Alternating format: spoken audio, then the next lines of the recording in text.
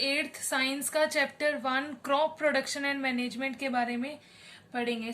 Crop का मतलब क्या होता है? हम जो भी अपनी फसल उगाते हैं, हमारी जो प्रोडक्शन है, हम उसको हार्वेस्ट करते हैं, हम उसको इरिगेट करते हैं, हम पानी प्रोवाइड करते हैं अपने क्रॉप्स को। उसी के बारे में हम पढ़ेंगे कि कैसे हमारी जो क्रॉप की प्रोडक्शन होती है और हम उसको कैसे मैनेज करते हैं crop production and management chapter में। सबसे पहले ये जो डेफिनेशन है हमारी, इसको देख लेते हैं। क्रॉप का मतलब क्या होता है? When a plant of the same kind are grown and cultivated at a one place on a large scale called crop.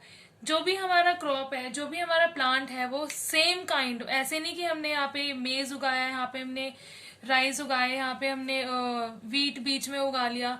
Same kind mean जो हमारी पूरी जो लैंड है उसमें सेम तरह का क्रॉप होना चाहिए। शुगर केन, लाइक आपकी राइस होनी चाहिए। अगर राइस उगा रहे तो आपकी पूरी राइस होनी चाहिए। शुगर केन होना चाहिए पूरा, या तो वीट होना चाहिए। एक लार्ज जो लैंड है, लार्ज स्केल का जो लैंड है, उस पे हमारी जो सेम काइंड ऑफ क्रॉप उगाते हैं उसको हम बोलते हैं अपनी क्रॉप। उसके बाद आते हैं आपके जो क्रॉप है वो फर्दर हमारे किस में डिवाइड होते हैं? खारीफ क्रॉप एंड रैबी क्रॉप्स के अंदर। खारीफ क्रॉप्स हमारे जो सोन इन रेनी सीजन, सोन इन रेनी सीजन का मतलब होता है कि जो उगाए जाते हैं हमारे रेनी सीजन में, जून से लेके सितंबर तक। और वो कौन कौन से? आपके पैडी, मेज, आपके कॉटन एंड सोयाबीन। ये हमारे क्या होते हैं? खारीफ क्रॉप, जो कि हमारे रेनी सीजन में सो किए जाते हैं। उसके बाद आता है आपका रैबी क्रॉप्स। ये हमारे सोन इन विंटर सीजन में होते हैं और अक्टूबर से मार्च तक इसकी हमारी हार्वेस्टिंग एंड ग्रोन जो टाइमिंग है वो होती है। वीट हो गया आपका, मेज, मस्टर्ड, ये सारे आपके किसके अंदर आते हैं? रैबी क्रॉप्स के अंदर आते हैं, जो कि हमारे विंटर सीजन में उगाए जाते हैं। अब आते हैं हमारे एग्रीकल्चरल प्रैक्टिसेस, कि हम अब अपनी क्रॉप जो उगाते हैं उसके अंदर क्या क्या प्रैक्टिसेस करते हैं। सबसे पहले हम करते हैं प्रिपरेशन ऑफ सॉइल। सॉइल को हम प्रिपेयर करते हैं, पूरा उसको प्लगिंग वगैरह करके अच्छे से उसको खोदना, प्रिपेयर करते हैं अपनी सॉइल को। उसके बाद हम बीज डालते हैं, सोइंग करते हैं।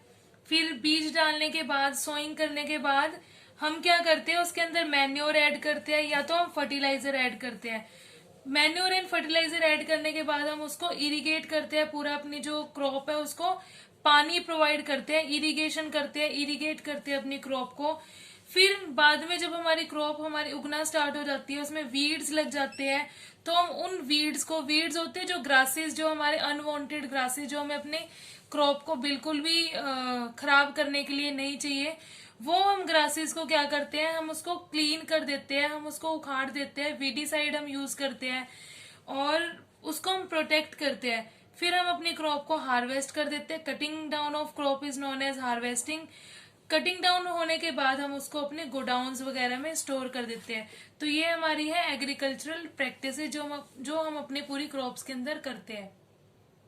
जो हमारे एग्रीकल्चर प्रैक्टिसेस था उसके अंदर हमने जो प्रिपरेशन ऑफ सॉइल थी वो किसके थ्रू करते हैं हम?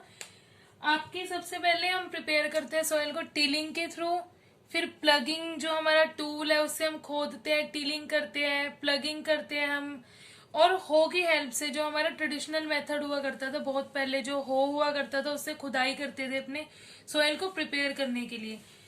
फिर आता है हमारा सोइंग, सीड ड्रिल के थ्रू हम यूज करते हैं।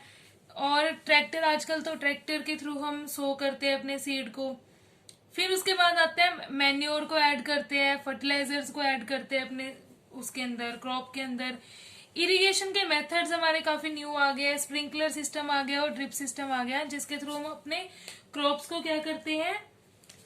इरिगेट करते हैं। उसके बाद आ गया हमारा हार्वेस्ट। जो हम हार्वेस्टिंग है, हम थ्रेशिंग करते हैं और विनोइंग के थ्रू हम अपने क्रॉप को क्या करते हैं? हार्वेस्ट करते हैं, जिससे हमारा जो क्रॉप है उसका शाफ अलग हो जाता है और हमारे जो सीड्स हैं, जैसे वीट के जो सीड्स हैं हमारे अलग हो जाते हैं और जो उसका शाफ है वो अलग हो जाता है।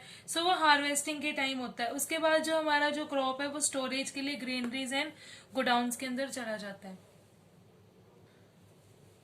अब हम पढ़ेंगे distinguish between fertilizers and manures.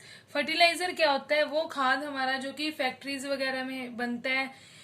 अब fertilizer is an organic salt. ये यहाँ पे इसलिए लिखा है बिकॉज जो जो हमारा फर्टिलाइजर है वो बिल्कुल भी ऑर्गेनिक नहीं होता, वो हमारा फैक्ट्री में बनता है.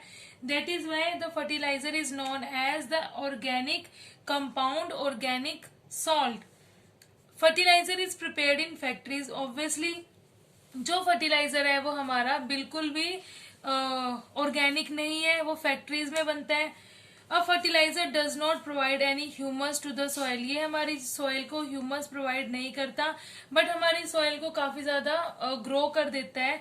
दैट इज वाई आजकल सारे फर्टिलाइजर्स ही यूज करते हैं, बट ह्यूमस जो है हमारी सॉइल के लिए बहुत ज्यादा न्यूट्रिशियस होता है, वो प्रोवाइड हमारा नहीं करता. और इसके अंदर high rich amount of nitrogen, phosphorus and potassium that is NPK present होता है, जो कि हमारे क्रॉप के लिए बहुत ज्यादा अच्छा होता है, हमारी क्रॉप की ग्रोथ के लिए बहुत ज्यादा अच्छा होता है.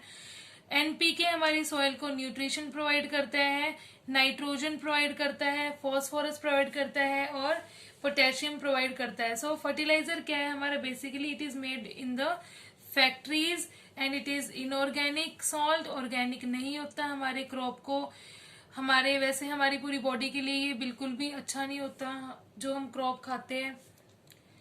उसके बाद आता है हमारा मैन्योर. मैन्योर हमारा जो काउ डंग है उसके से बना होता है, उसको पूरा डिकम्पोज करके हमारा बना होता है मैन्योर.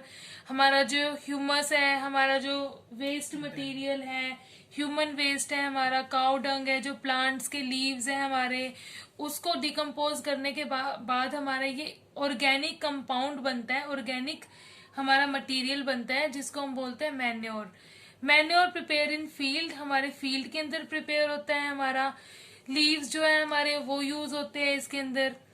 मैन्योर जो है हमारे सॉइल को ह्यूमस प्रोवाइड करता है, काफी रिच अमाउंट ऑफ ह्यूमस हमारा ऑर्गेनिक कंपाउंड से जो बना होता है, बिल्कुल नेचुरल होता है हमारा मैन्योर. और manure are rich in plant nutrition. जो हमारे न्यूट्रिएंट्स होते हैं प्लांट के, उसके अंदर काफी ज्यादा रिच नहीं होता ये, तभी जो मैन्योर की जो यूसेज है वो बहुत ज्यादा कम हो गई है as comparative to the fertilisers. So आज के क्लास में इतना ही. आपका पूरा चैप्टर ओवरव्यू हमारा पूरा कंप्लीट हो गया. नेक्स्ट हम चैप्टर करेंगे अपनी नेक्स्ट क्लास में. Okay, thank you.